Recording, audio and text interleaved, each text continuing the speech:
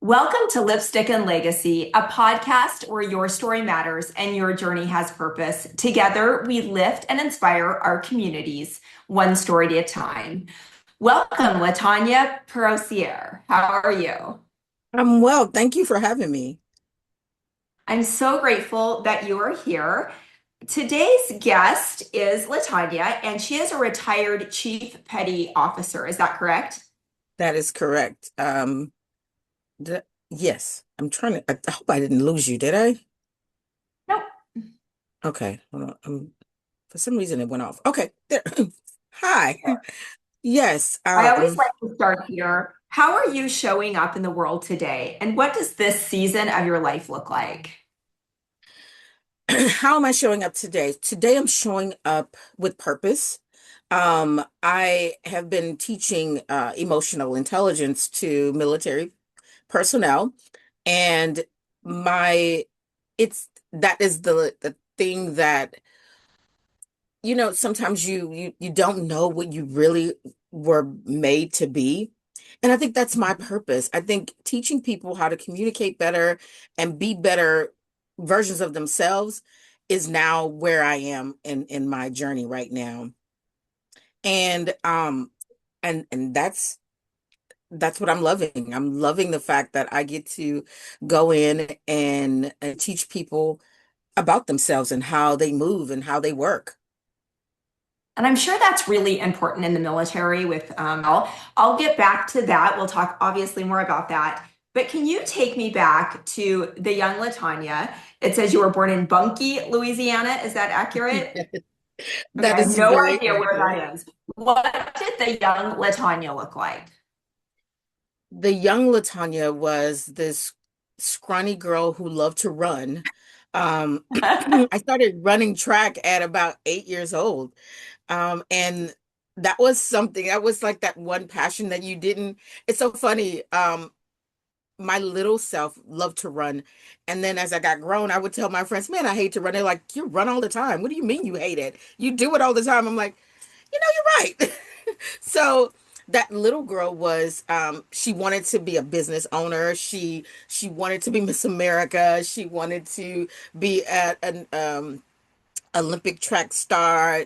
There were so many layers to me when I was a young girl growing up, and a lot of that stuff I knew that I would somehow find my way to.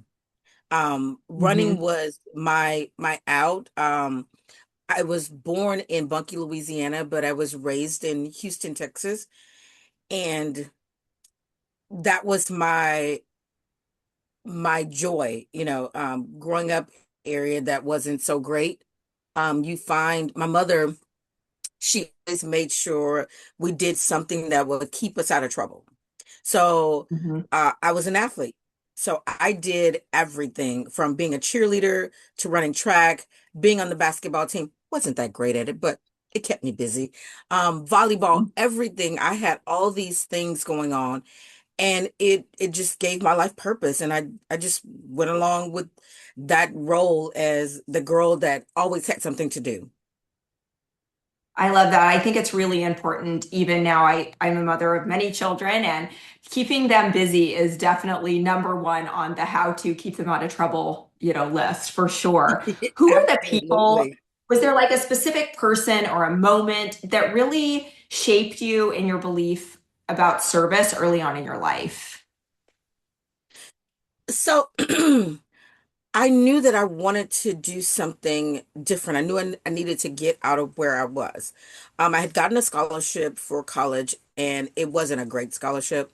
So I was still struggling in college. Your parents don't really have the money, and you get this scholarship, and you think they don't have to worry about anything.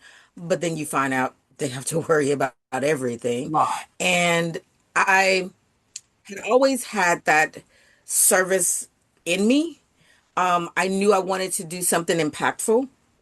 And Mhm. so I went and talked to a recruiter, and this was my contribution. I said, okay, if I'm going to do this, I wanted to do something big. So being in the military was going to be my something big, because my mother, Which I is said, my mother's going to freak out. She's going to freak out. But I wanted it to be something that was going to um, set me aside from anybody else in my family. Because, people do it all the time, but in my family, the only person, well, my dad was Army.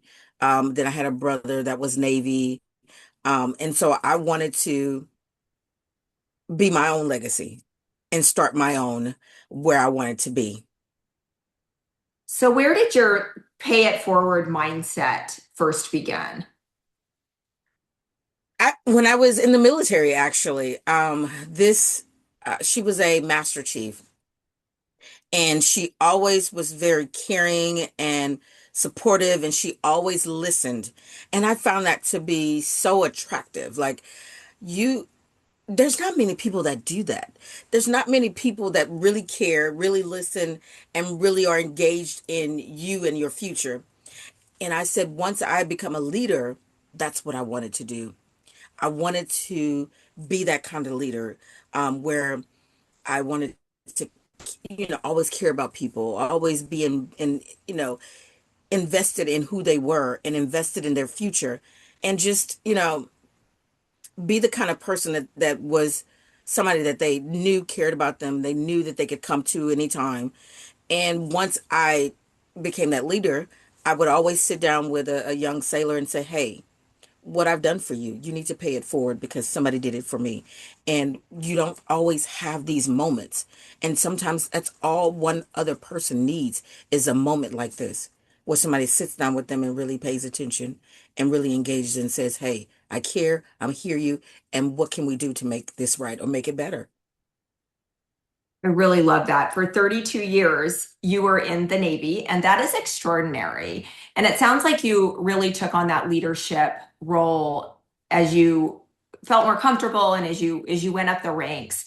Was there a moment that you can remember or a story or something that you can share where you felt that transfer, where you became the leader and you inspired somebody else?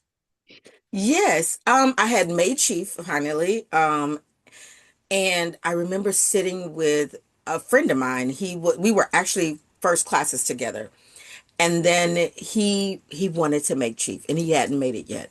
And I remember us sitting in my kitchen in my home in Arizona, and I was telling him, "Hey, here's what we're going to do to get you to that next level." And it felt just innate in me. Like I just knew, here's what we're going to do and here's how we're going to make this happen. And he actually made chief. So I think that was the moment when I really said, okay, I got this. I'd always felt like I was a leader, even as a first class, because people always came to me.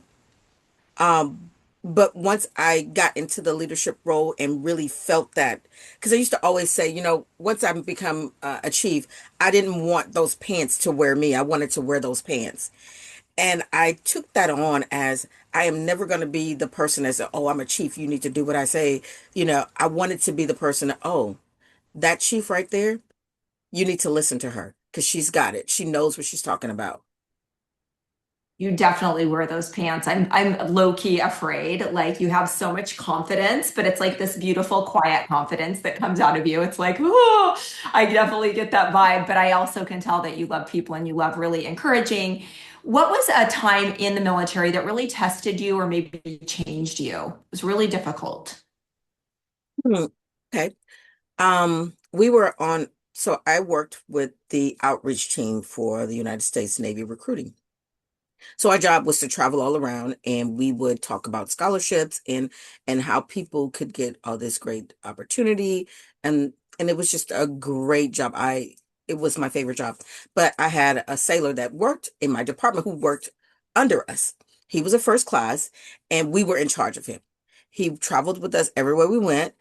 And we were out one night and, we had finished an event that day. And so we all went to dinner. And then I think we went like to putt golf or something. And then after that, we went out to have drinks. And my sailor got shot that night. Some strange random guy.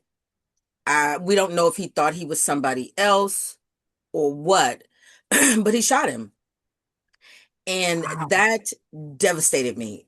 Like it devastated me because first of all, he belonged to me. He was with me, and I was responsible for him. And how do you call somebody?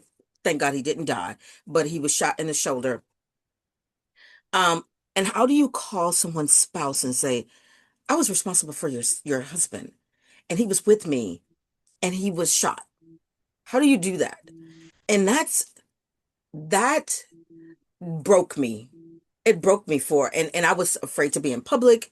I was always like, if we went somewhere, I was afraid to be there. I would always stand in the back of the room or like in the corner to keep myself. I felt like I needed to keep myself safe because that showed me how easily things can get out of Just in control. the blink of an eye. Yeah, and it scared the crap out of me. Um, and I had to definitely go and seek counseling for that because that that that changed me a little. That changed me, man, it changed me a lot. It made me way more afraid than I should have been. But it also made me not trust people as I used to. Mhm. Well, especially when you're out there, you're just being almost civilians in that moment. You're just having a good time. You're not doing like, you're not in combat or something. And then just in that Yes, moment, everything changes for everybody. I can't even imagine what that feels like. But it truly comes back to we're only promised right now. I mean, things can change absolutely. in blink of an eye. In the blink of an eye, they can definitely change.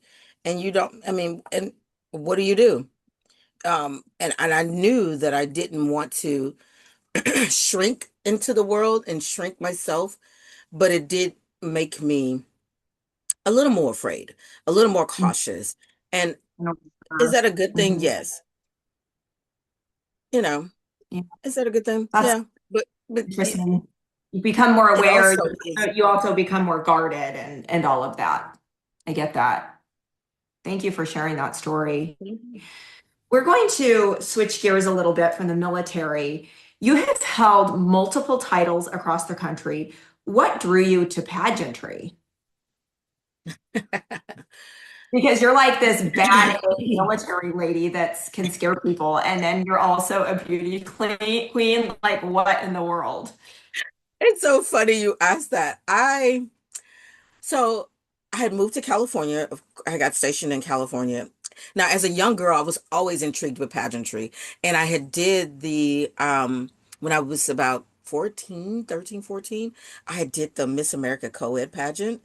Oh, uh-huh. As and of course I didn't do well. It was horrible. It was a horrible experience. But I remember saying to myself, the next time I do a pageant, I'm going to belong in that room. I'm going to belong in that space and I'm going to win.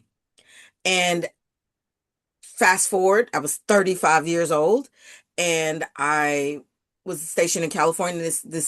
I was in my office and this young lady, she came in and she said, "Hey, would you like to buy a ticket for this event we have in the area?" And I said, "Sure," because it was like a fashion show and I love fashion. So I was like, "Yeah, of course." And then she said, "You could definitely do this pageant that we have." And I'm like, "Girl, I'm too old." Nah, I'm too old. She's like, "You really are not." And I looked into it and it seemed so cool. And I said, "You know what? I am going to do it." And I actually did it not thinking I would win. My purpose really was, okay, I'm new in this community. I'm in recruiting. What better way to get into the community than to be in a pageant? People will know you from this point on because everybody in the town is going to be at this pageant. And I did it and actually won. I was like, wow. And that became my then said, okay, I'm going to make this one phenomenal year. And I just ran with it. Did all kinds of wonderful things, met all kinds of beautiful, wonderful people. The director of my pageant, we still talk today. She is phenomenal. And then I got the bug. It was like, ooh, that was Mhm. fun. Let's see if I could do another one. And so I moved Mhm. to New Orleans. I got stationed in New Orleans and I ran for Miss New Orleans and won. And I'm like, wow. this is getting good because because I interviewed people for a living. So I kind Yeah, of had the inside track on how an interview is going to go. So right. and that's where I always got the most points on my interviews. So that was always, and when you get the interview part, the other part kind of falls in place if you do well.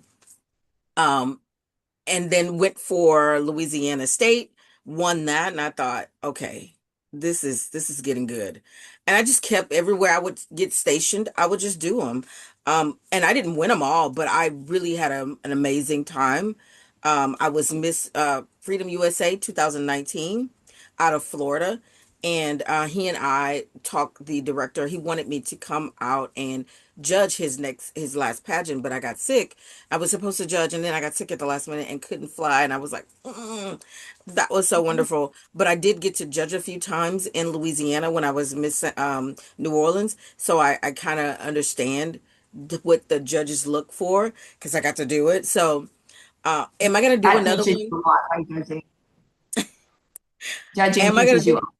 And you have this Yeah. kind of very unique, you're beautiful, you're well spoken, but you're also like military. It's just the perfect package. It really is. Well, What did the stage of pageantry give you that the military didn't? Like what void did it fill?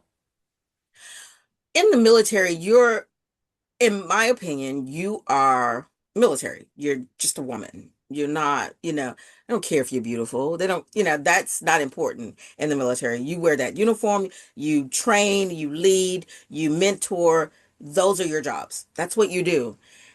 But there was always this part of me that liked being pretty and liked dressing up and putting on beautiful dresses and walking in front of people and saying, here I am. Here's all aspects of me. Here's my vulnerability. The fact that I'm standing up in front of you, being vulnerable is everything right now. Because in the military, you don't have to do that. Never had to do that. Mhm. Um, we had a few boards you sit on, but it's more about your uniform than you actually. So to be able to get up there and say, here's me, all the beautiful parts, the strong parts, the insecure parts, here's all of me. And it combined, I am a woman, a mother, a grandmother, a military woman, but I'm also this beautiful, fragile thing that's right in front of you that's saying, here I am. So what's harder, being in the military or being on the stage at a pageant? I would say being on the stage because I've been in the military so long, it became everything was second nature to, doing what you do in the military. But when I started doing pageantry, it's very unnerving. I don't care how many times you do it, you are always extremely nervous because you're standing in front of people and saying, "Judge me, judge all Mhm. of me." Right. And every day, every different panel would choose a different winner. That's how I always think of pageantry. It's not like you're running a race and your time matters. It's just based on somebody's opinion. So that can be, you always have to keep that in the back of your mind. What would you say to a woman who thinks it's too late to step into something new? It's never too late. The only time it's too late is when they're lowering you in the ground. There's always, always, always, always a time that you can reinvent yourself, create something new, be something new. Uh, Look at me. I'm 53 years old and I'm about to go back to school just because I can. Mhm. And just because it's something new to do and something that will enhance me, challenge me, because it's going to challenge me. I'm old, but I'm up for it because it's something I haven't done in years. I haven't been to school in years, but why not? Why not go Right. back? I feel like 50 is the new 30 these days. Like I look at all these 50-year-olds and I'm like, how are they our grandma? How are they I doing and know. inspiring? And the thing that we have that's different than like a 20, 30-year-old woman is that we have experience and perspective. And I really believe our self-confidence in this age of life and stage is different. It's a different level of comfort. You just feel safe and secure in your skin and like you're okay with that. And I think that really sets us apart. That is Let's an absolute truth. let's shift a little bit into your book, The Letter to the 8-Year-Old Me. It's such a powerful concept. What inspired you to write it? Um, I was on a trip with my friend, and she was saying that I had been acting a little weird, and she was like, "Listen, what's going on with you?" We had went on a vacation together. She was like, "What's going on with you? You've been really acting crazy lately. What's happening?" And I just broke down and told her all of this heavy, horrible stuff that happened to me at 8 years old. And she was like, "Hmm, write that little girl a letter. She's hurt. She's hurt. You need to write her a letter." And I said, "Okay." And at first I was just gonna write my 8 year old self a letter. Just, hey, little girl, here's what happened. And here's how so sorry I am. And and I want you to be okay because you have to be okay. And doing that, I don't know. I started writing because the concept was I wanted to start it off saying why I was writing. And so I just started Mhm. writing and I would send it to my friend. Actually, I told no one that I was doing it. She was the only person that knew. And I would write and I would send it to her and I'd be like, "What do you think?" And she was like, "Keep writing. That's so good. Just keep writing."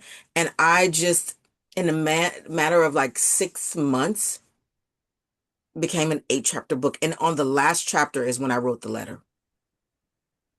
Really? So that was kind Yeah. of the build up to the letter. It was like the Yeah. pre-letter.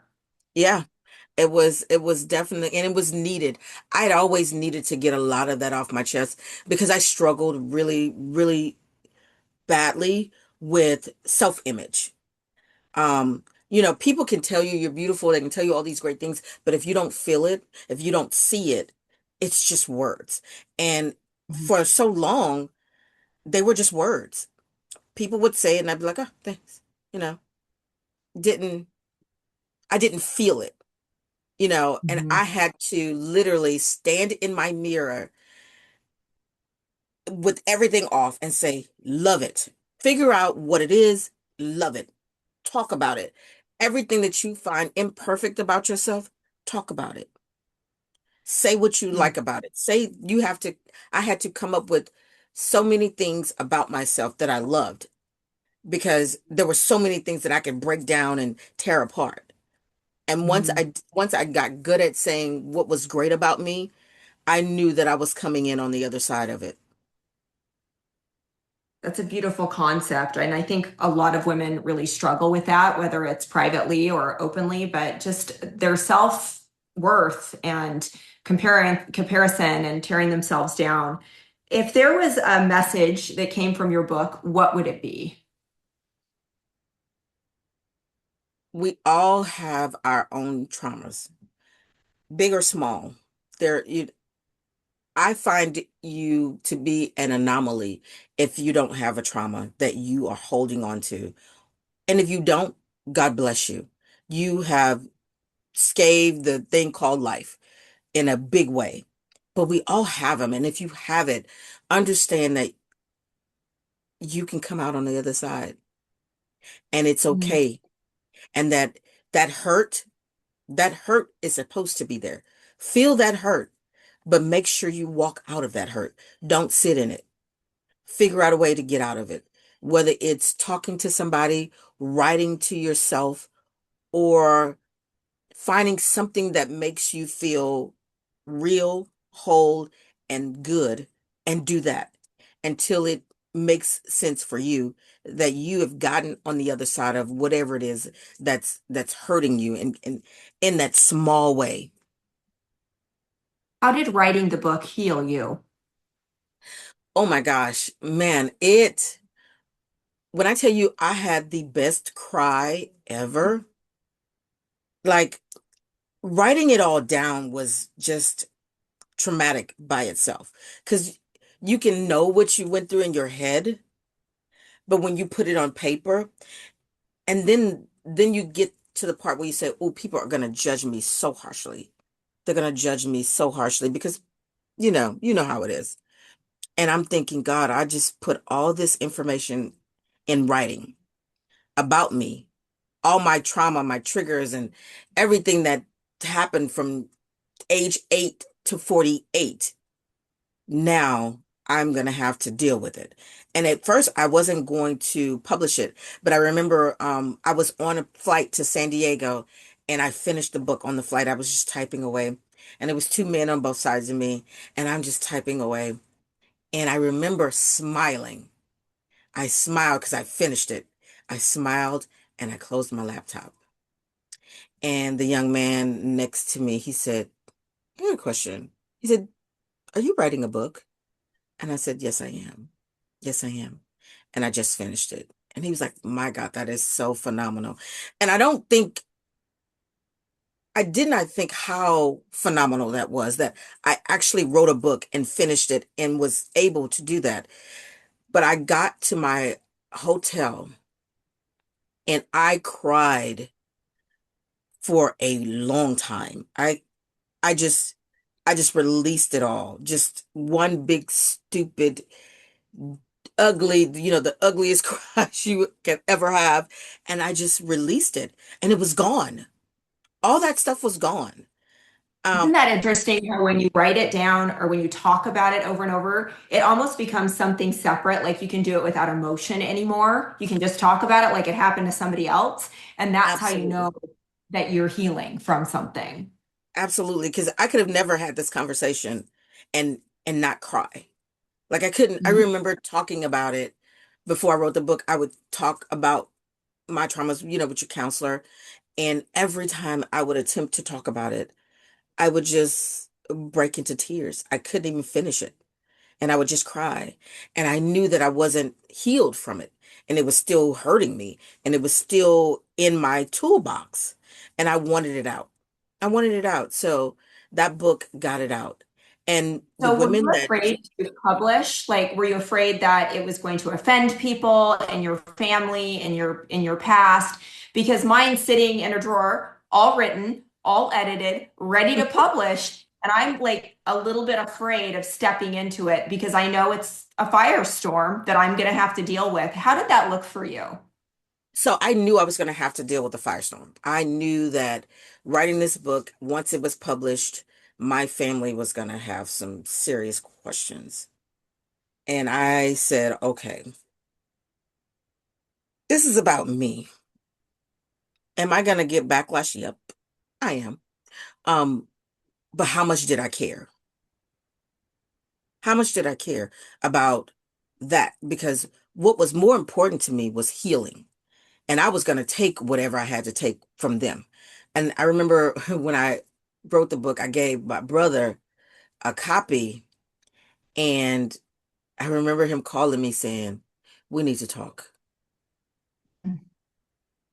And I was like, Like, here okay. it goes. Yep, here we go. And it was starting, but I was okay with it because I was grown enough to stand in my truth, and I was standing 10 toes down with it. I, it didn't bother me that you were bothered. And how did that turn out? Was it better or worse than you expected? I think he was more hurt. I think a lot of it was hurt. And why didn't I say something? And I'm like, I was 8. I was Mhm. 8. You were 18. That's a big difference. You know what I mean? So actually he was 20. He So was you're so here. Obviously, backlash wasn't bad. I mean, you made it through the backlash. oh, absolutely. Now I don't know how I didn't allow my mother to read my book Hmm. because I was not ready for her to see that amount of hurt. And I didn't want to hurt her. Now that's the only Right. person I protected. I protected her. I've never let her read it. That's interesting because that's one of my questions too. It's like I don't want to hurt my mother, and she's 90 Yeah. and it's like I just don't want to hurt them any. They did their best at the time and Yeah. whatever. Yeah. She did the best she Really knew tough. how. And what helped me was my mother is going through dementia. So Hmm. she doesn't need to know. Because I Right. think with dementia, the last thing you remember is the last thing that keeps playing. And I don't want that to be the last thing she remembers. So I've never let her read it. But everybody else, yeah, read it. Wow, you are Yeah. brave. You are just born brave, that girl. Jeez. Today you are a speaker, a mentor, and an advocate. What message do you feel most called to share right now? You are better than you think, smarter than you know, and you are very worth everything you are. And it doesn't matter that you don't have everything or you think you don't have it all together. That doesn't matter. What matters is you're here. You're going to keep moving because the worst thing you can do is stop. Mm. The worst thing you Hmm. can do is stop. If you don't understand how important you are to the world, stop. Take a look in the mirror and say, "Hey, what about me is so special?" And then say it. Say what is so special about you because that's why you're here. You're not here just because.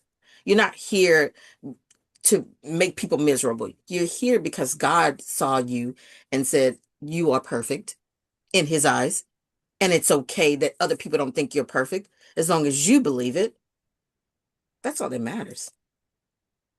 Beautiful. The last question that I have that I ask guests is, what do you want your legacy to be? I would like my legacy to be that I was a mother, a grandmother, a chief, a wife, a friend, a sister, a cousin, an aunt. And in all those hats that I wore, all of them were important. They were all important. Mm. And I made sure that everybody that fell under that umbrella knew that I loved them, that I cherished them, that they were everything to me, and that I lived a life of giving people the grace that they needed when they needed it, giving them the grace they needed when they needed it, and also understanding that I give myself grace. Because a lot of times we'll give other people grace and we won't give our own selves grace. So I live in Hard. grace. It's hard. I live in grace and I also want people to know that I loved in grace. Mm, it's beautiful. You impacted me. I just met you for a few days and you left an impact. And I've been thinking about you ever since last July and knowing that my guests and my viewers that come on and all of that needed to hear your message and meet you. So thank you for coming on Lipstick and Legacy, Latonya. Thank you for having me. This was wonderful.